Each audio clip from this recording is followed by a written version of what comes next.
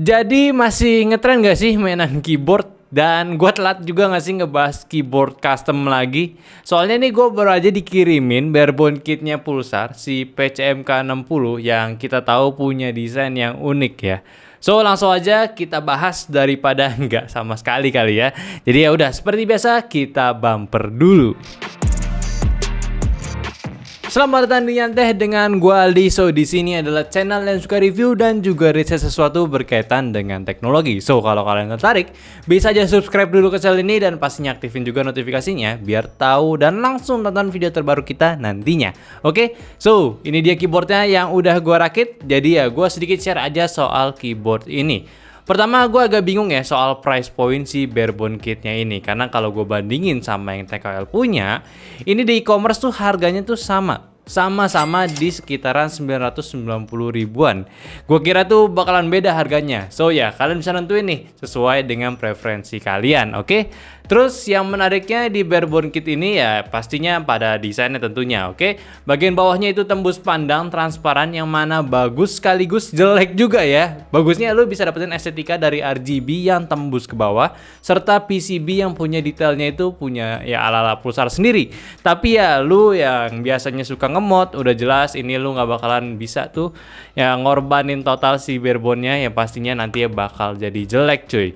Yang gue punya ini punya layout 60% ya, berdesain floating switch juga, bentuk yang standar juga untuk layoutin yang nggak unik juga, dan lu bisa bebas pilih keycaps apapun. Tapi sayangnya ini masih North switch cuy, jadi hati-hati kalau pilih cherry profile, oke?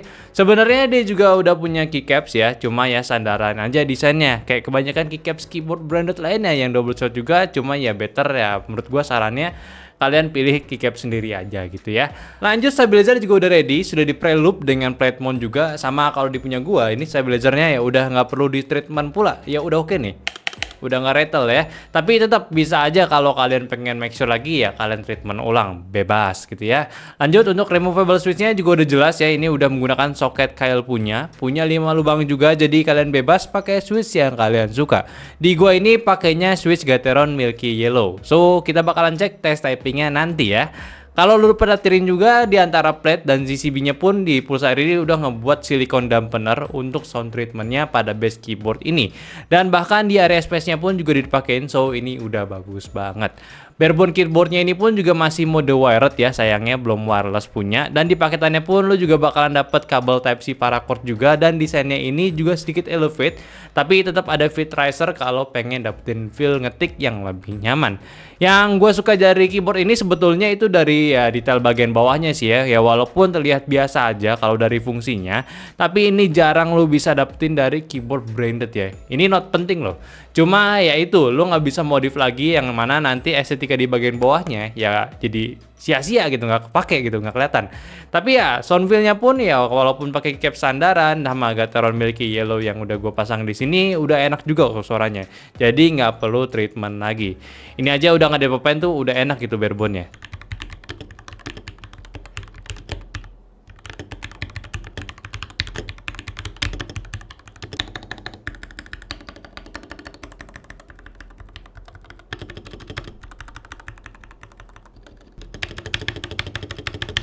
Nah, ngomongin si RGB-nya, ini juga udah per case ya, bisa di custom juga.